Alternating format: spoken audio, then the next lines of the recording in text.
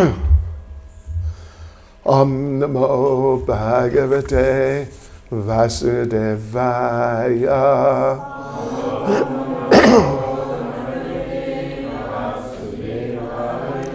Om Namo Bhagavate Vasudevaya.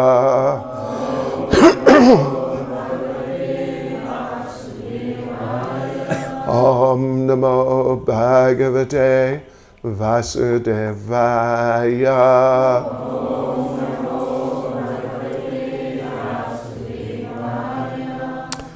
So we are this morning reading from Srimad Bhagavatam, Canto 9, Chapter 10, the pastimes of Lord Ramachandra. And today we will read verse 28.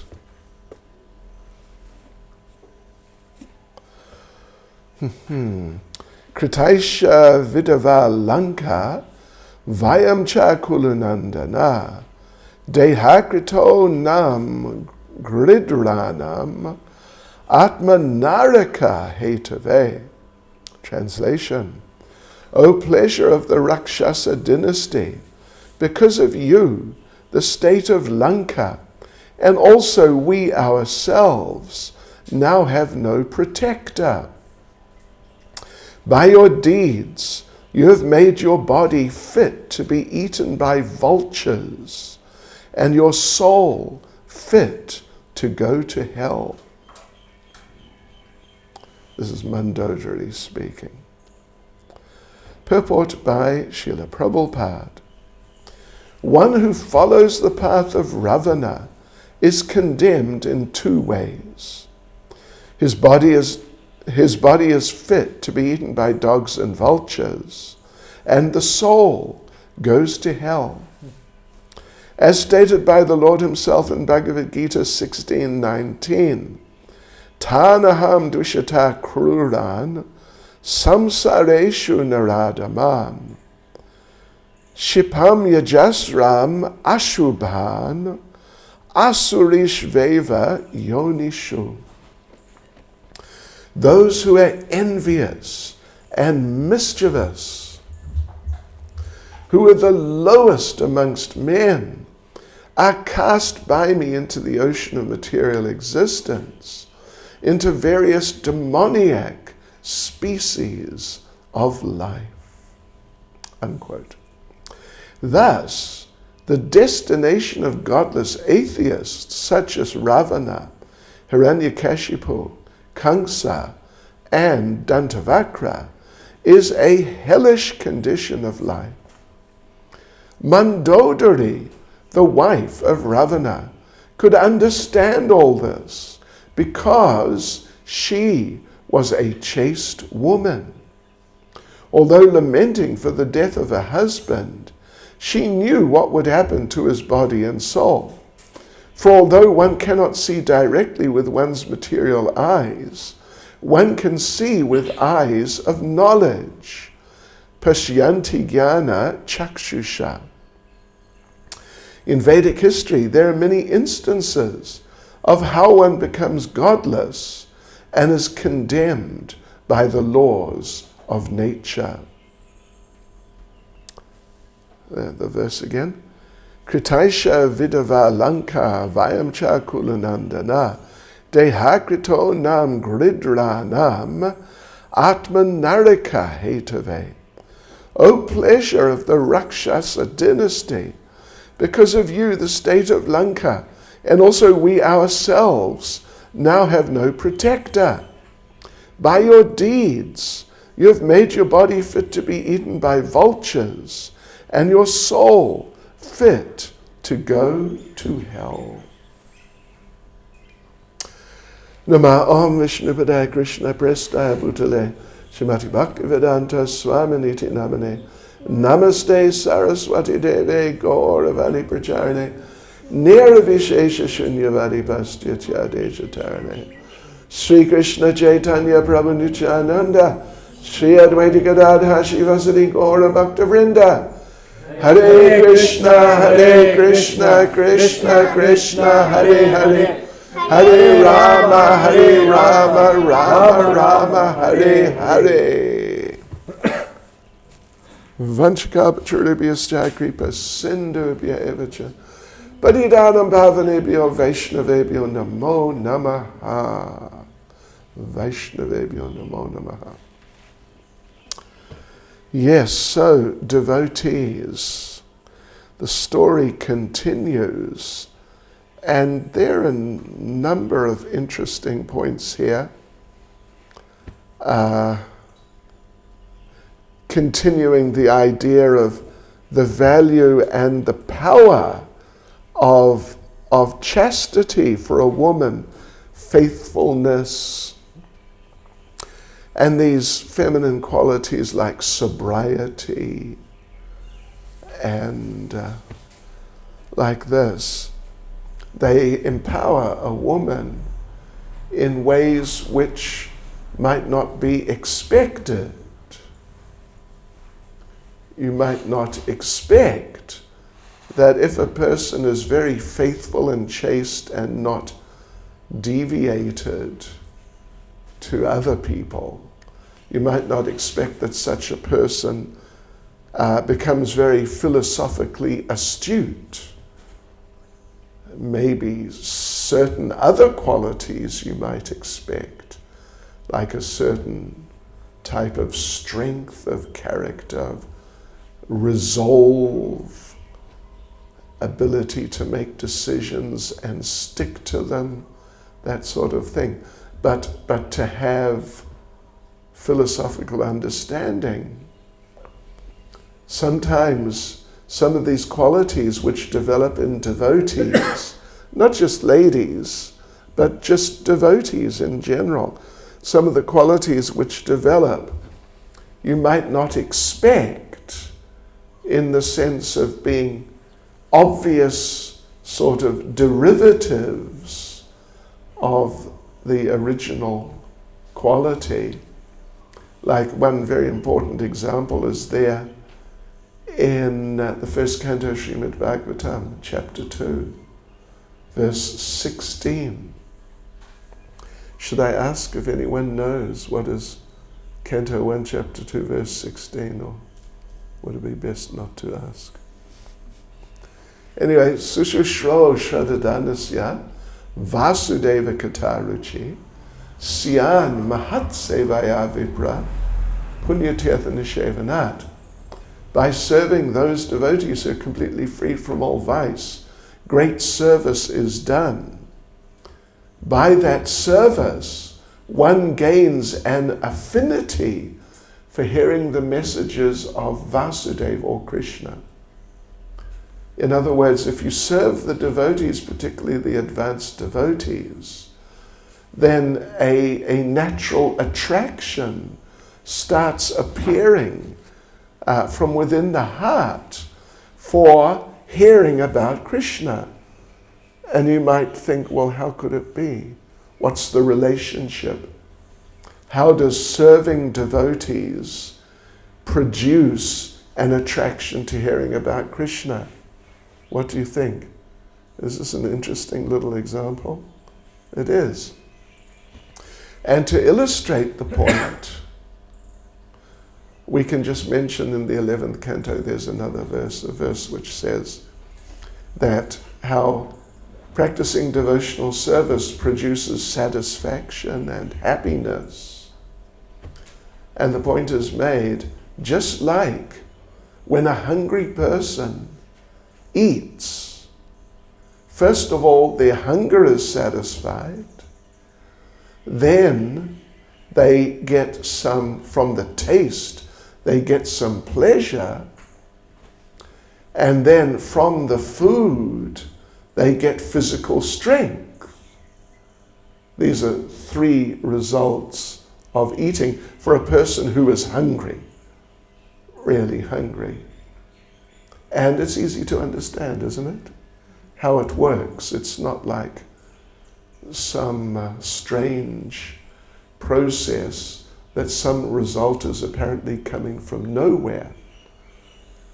But in this case, it may be more difficult to understand the connection serve the devotees, an attraction to hearing about Krishna develops. It just comes, and you find, oh, it's so interesting to sit in Srimad Bhagavatam class that I don't want to fall asleep.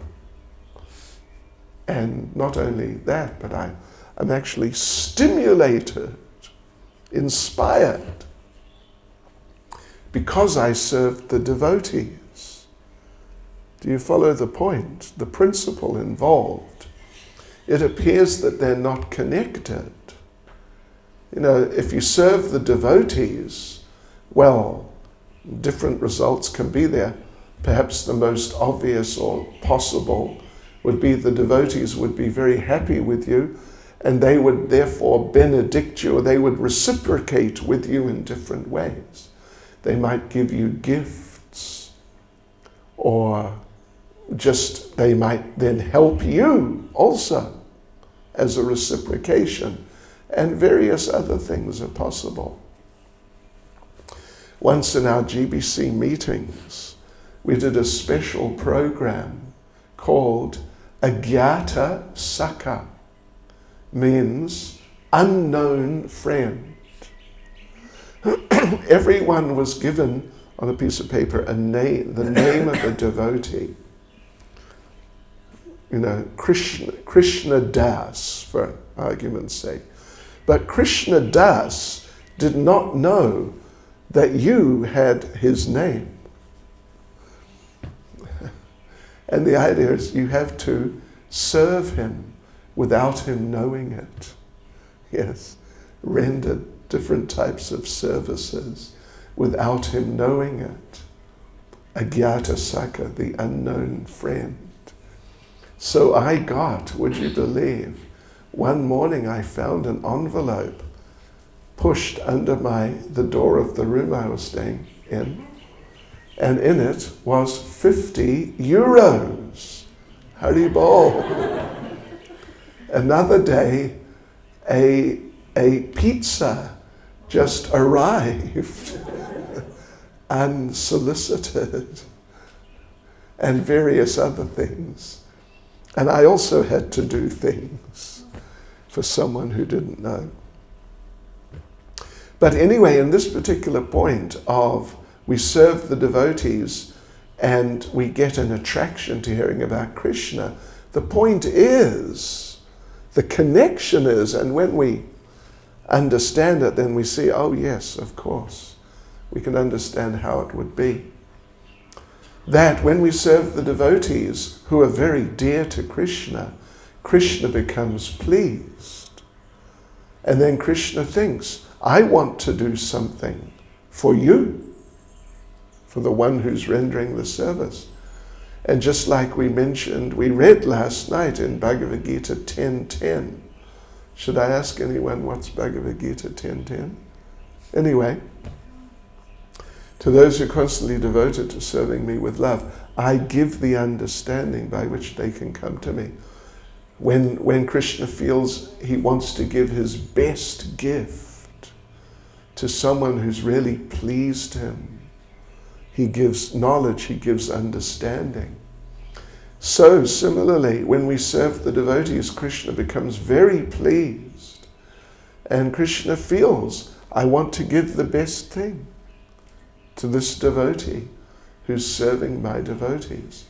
And therefore he gives the attraction to hearing about him, because from that we get understanding. So in a similar way, we might not see the connection.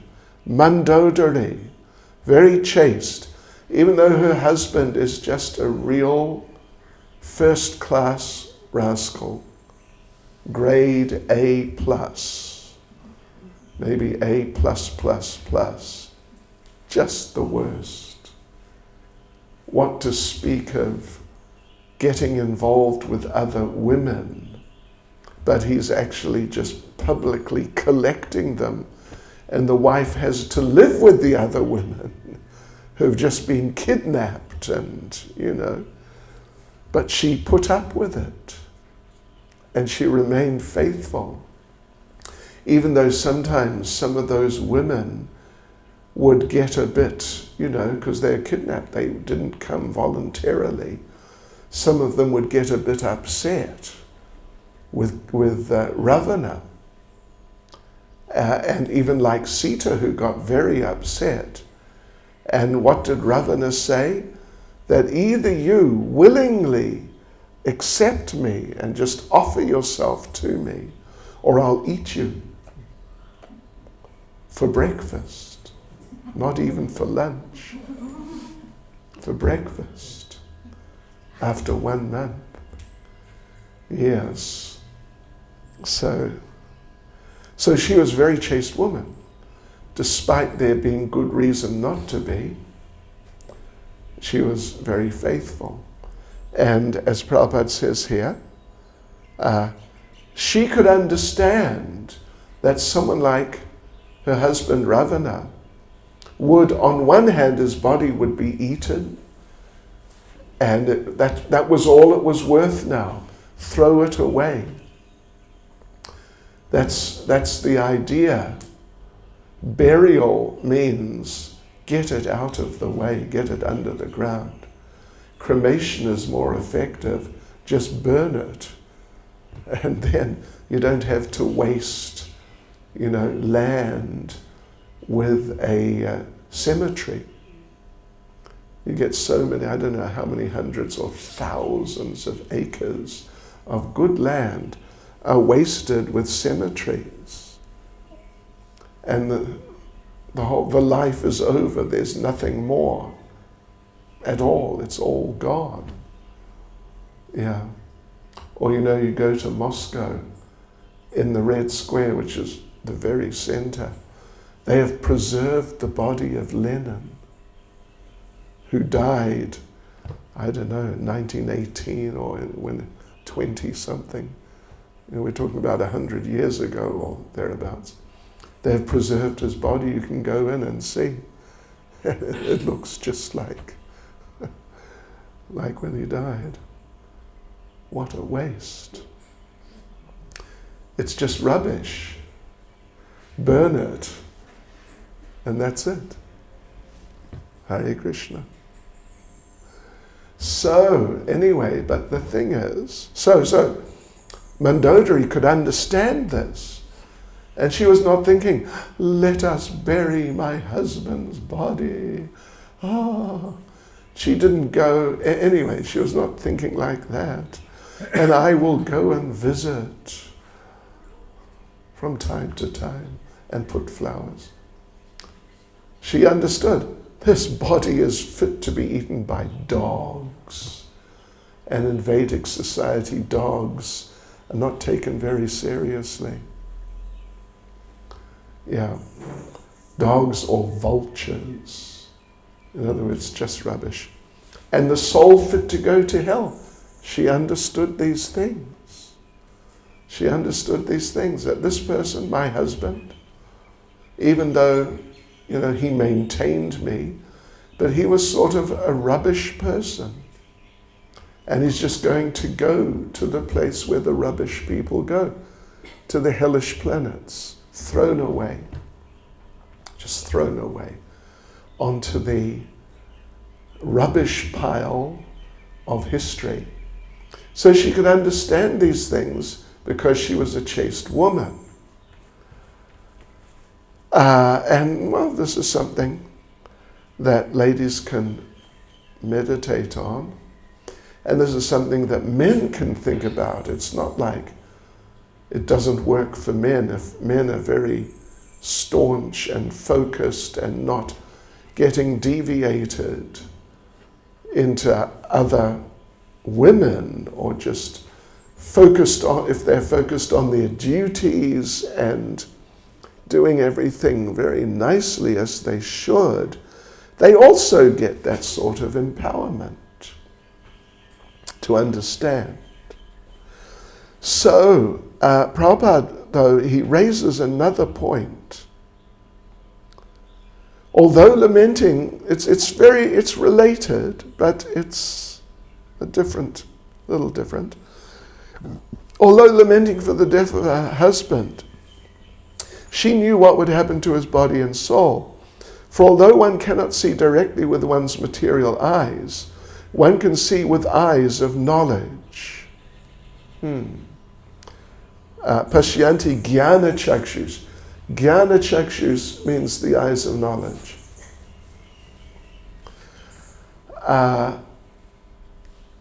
Yes. Like, for example, in the beginning of Ishopanishad, Srila Prabhupada discusses a very important point about how the conditioned soul has 4 defects. Perhaps you are familiar with that discussion. We have imperfect senses. We have the tendency to make mistakes. We are in illusion. And what's the 4th one? We have the propensity to cheat. So you could say that there's a sort of a hierarchy or a sequence, arguably, to some degree. Imperfect senses. First of all, you perceive things wrongly. Imperfect senses. First of all, you perceive things wrongly. Then, we are in a deluded condition. We think we are these bodies. So we apply our mistaken, incorrect perceptions to an illusory, unreal conception of existence. It's not like that. It's not like that. But we think it is, so we apply our wrong perceptions to an illusory conception of life. Then in doing that, we make mistakes. And then on top of that, we cheat even ourselves sometimes. And certainly we cheat others. Like there was one devotee, it's just a funny little thing, and it could be taken in different ways, actually. But there was, in South Africa many years ago, there was some happening in the news. Like at night, some special drama. And this devotee came to the temple the next morning and said, you know what happened? Something happened. He said, yes, I saw it on TV, my wife told me. Anyway, you could take it in different ways. But you could take it, either he saw it on TV or his wife told him. But yeah, it was just funny the way he put it. I saw it on TV, my wife told me, in the same sentence. So like this, one has wrong perceptions. One thinks that, the example Prabhupada gives there is, we look in the sky and we see the sun, and it looks like, a little, like a coin or something, a little disc up there. But it's not. It's much, much bigger than this whole planet. Then illusion, the example he gives, of course there are many that can be given, is we think we're these bodies. So we mistakenly perceive that this world has so much enjoyment to offer. We are not seeing it for what it is. We're not seeing it for what it is. And then we apply that, yes, I can enjoy here. I can enjoy here, meaning I am this body, and I can enjoy as a body. And then we make all sorts of mistakes in trying to carry out our enjoyment. And then on top of that, we cheat, and we cheat ourselves. Mistake. Prabhupada, the example Prabhupada gives in Ishopanishad. Who's read Ishopanishad? You must have. Have you read it? You're Bhakti Shastri, right? What's the example given? Tell me. Of making mistakes. Prabhupada gives a classic example of someone who made a stupid mistake and paid a price for it. Huh? Gandhi. It's the example Prabhupada gives. He made a mistake. He knew. They told him. There are people around, they want to kill you. The day before, as I understand, someone tried to do it. But at the Birla Temple, you know the Birla Temple in Delhi? That's where it happened. Famous temple. Someone tried to climb or to shoot over the wall, but the wall was too high. And he tried to climb up and then shoot over the wall while kind of holding onto the wall. But someone came and he ran before he could shoot, but he dropped the gun. And they found the gun. So they knew that this is going on, and they warned him. But Gandhi thought, no, it's okay. So, but then the next day, the same person came right in and walked up to him, namaskaram, and shot him a couple of times. And that was it. What would you say? Bad Malenge. Mahatma Gandhi. So he made a mistake. It was a mistake. Who has not made some stupid mistake and thought, why did I do that? Even recently. So like that. And then on top of everything, we cheat and we cheat ourselves.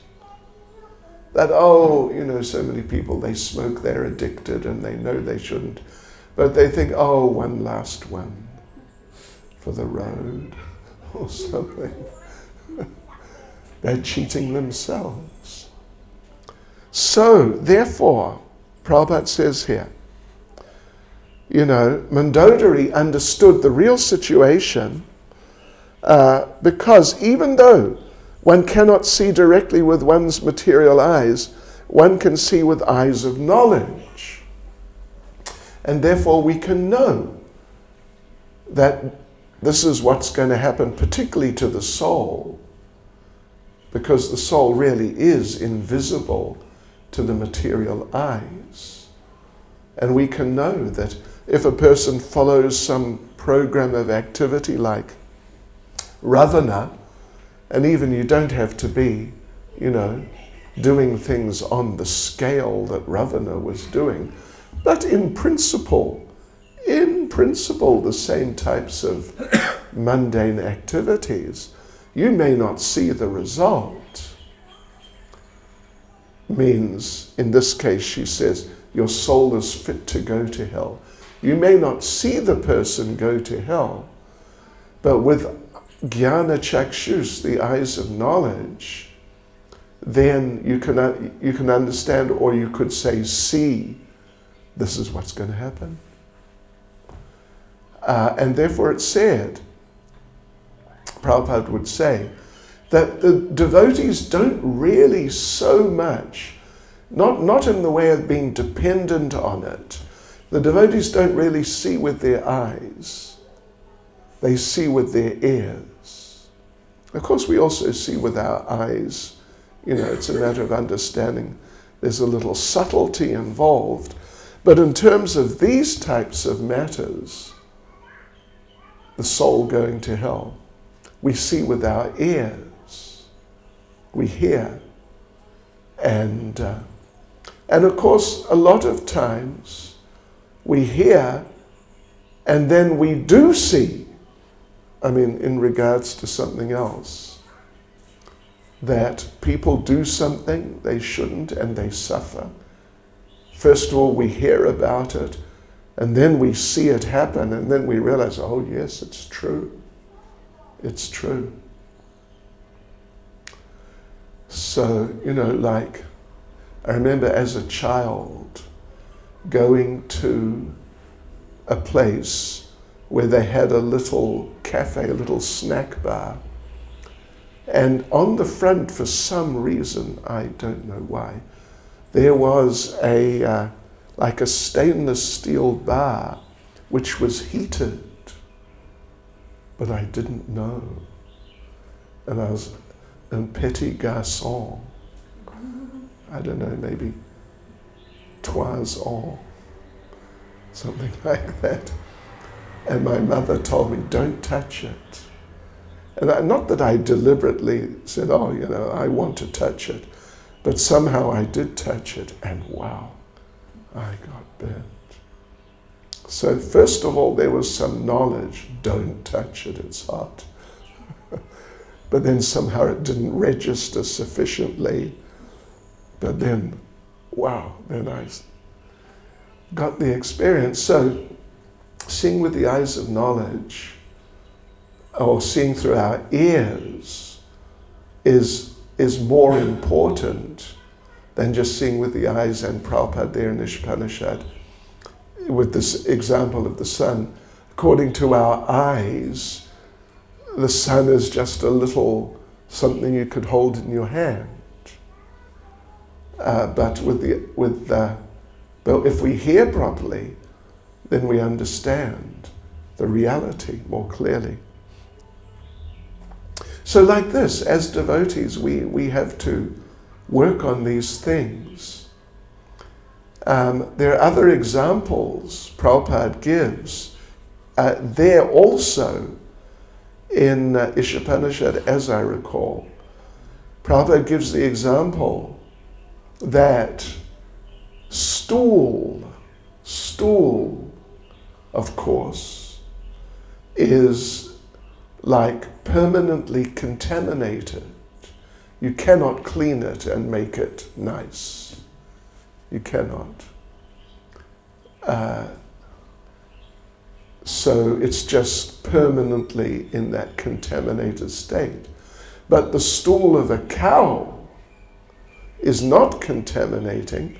Not only that, but it actually cleanses things which are contaminated. And, it's just a very well-known fact. And the urine also, same thing. Not only not impure, but purifies things which are impure. And another example, similar example, tell us the example. Shank. Okay, yeah. Yeah, the conch shell. Bone is also permanently contaminated. Yeah. But a conch, which is bone, is pure. So Prabhupada gives these examples in the context of Vedic knowledge, that even though according to our normal experience, it's not like that at all, it's quite the opposite. But the Vedas tell us that it's like this, and it is. Therefore we should see with our ears and not be too dependent on seeing with our eyes. It doesn't mean we just, totally discard the idea of seeing with our eyes, but we should be very careful not to give too much importance to just what we see with our eyes. And Mandodari, she was in this type of position on the basis of her chastity and purity as a devoted lady.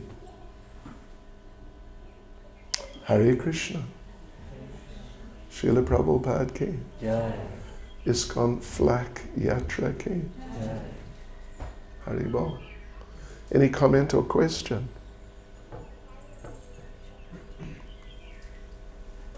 About anything. This is now a, what would you call it? Well, questions and answers in Creole, what would you say?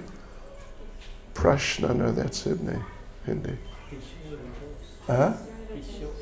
Question et réponse. Ouais. Or prashna or jawab. Jawab or va. Jawab. Jawab. Haribol. Okay. Anyway, any point anyone like to raise? Regarding what we have to believe in the Vedas, what has been written, I would like to ask regarding this. We stay fast. We do fasting regularly. Fasting. Fasting. Yes. Oh, fasting. Now it is going to. Fasting is a cure for cancer. Oh, okay. Well, I don't. Scientists have just been discovering. Okay. Anyway, Prabhupada recommends fasting. I mean, the Vedic scriptures recommend fasting. Prabhupada gives the example of Ekadasi, that if possible, it's good to fast completely on Ekadasi. Give the system a bit of a chance to kind of, have a rest. Yeah. So, well, I mean, that I can say. Prabhupada, though, he also says, you know what Prabhupada says? That if someone eats too much, they get diabetes. And if someone eats too little, they get tuberculosis. There will be tendencies to get those conditions. I mean, it's not always the case, but there will be tendencies. So at the very least, like Krishna says in Bhagavad Gita, we shouldn't eat too much or too little, sleep too much or too little, and nor should we have too much, Prabhupada uses the word recreation or too little. You could, substitute the word exercise. Prabhupada himself exercised, even in his very late life. He regularly exercised, quite fairly vigorously. But if you become, an exercise maniac,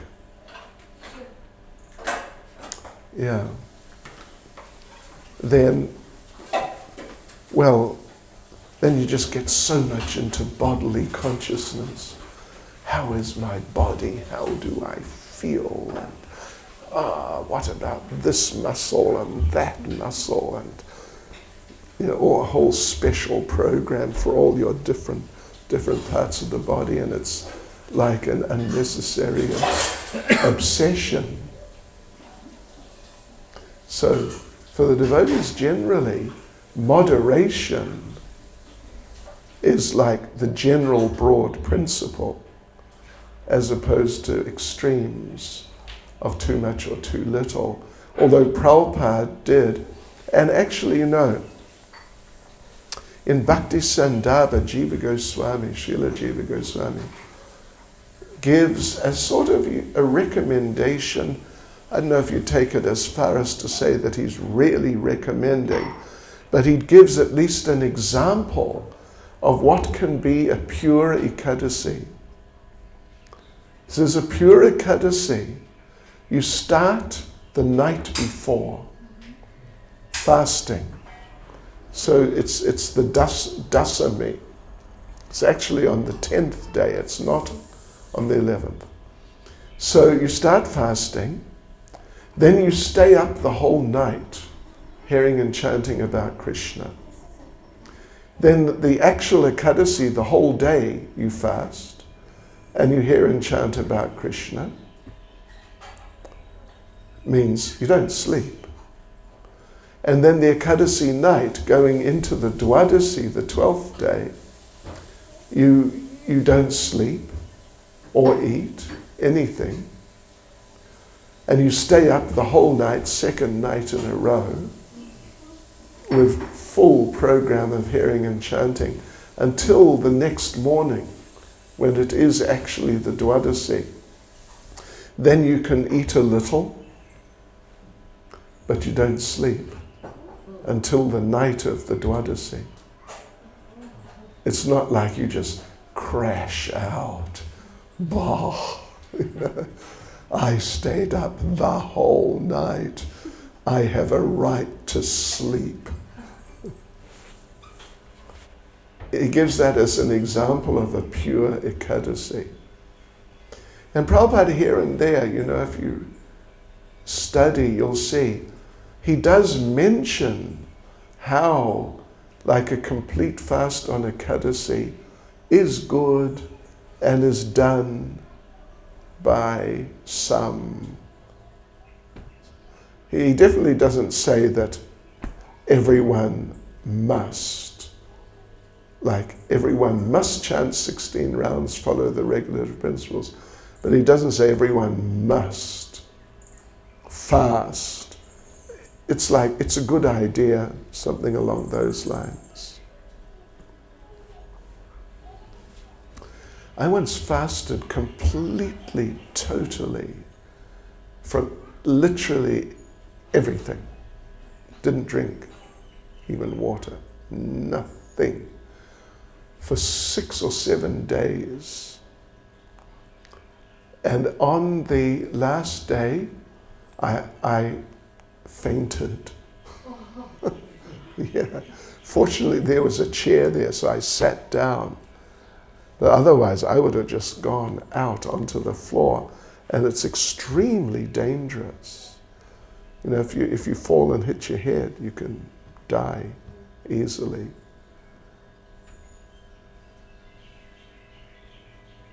So, next question. I had a question from the first day. You were mentioning about if someone is very attached to money, money, he wants to have money, then he's some sort of a Ravan. Yes. So, but we personally, I think, because I'm a Grihastha, although I'm so to say I'm a devotee, that I should accumulate some money for my old age, for the children. Is it right, or how it should be? Okay. In what perspective we should? Yes. That is permissible. Even Prabhupada did that. When Prabhupada had a will, and in his will, he left a monthly stipend at least to his wife, and I forget the exact details, but it was sort of like a moderate amount, a reasonable amount for, a reasonable standard of living. Nothing, not like poverty level and not extravagant, but kind of normal for the rest of her life. But then as soon as she died, that stopped. Yeah. So Prabhupada did that. So in other words, we can take that as an example to make decent arrangements for oneself, for one's immediate family members. That's acceptable and a good idea. But not extravagance. When you start getting into extravagance, it's another thing. Like, something I read some years ago, when Paul McCartney divorced his previous wife, in her settlement, she asked for, a huge amount of money, millions, because she said they should maintain the same standard of living. And among other things, she said that she felt she needed enough money to fly first class, to whatever, do this or that, something. So it went to court. Paul McCartney contested it, and it was really reduced drastically. What they call gold digging. So, but some decent sort of amounts should be there. But then when there's excess, for a wealthy school teacher, head of department or headmaster, whatever, when some excess builds up, it should be used in Krishna's service, definitely. Anyone else?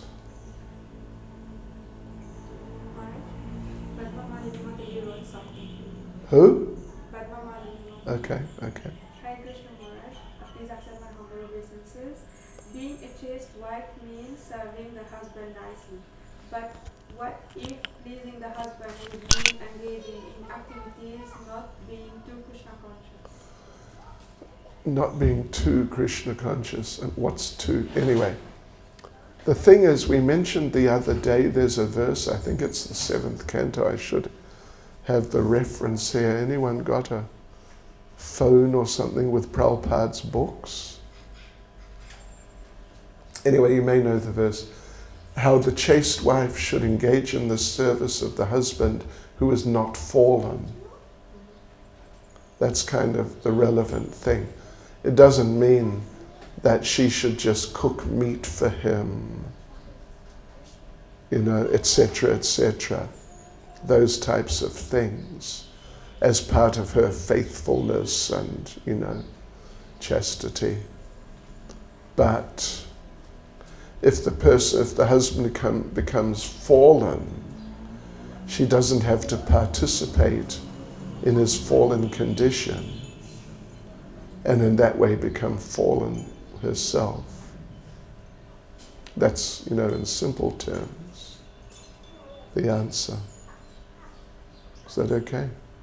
Padma Malini?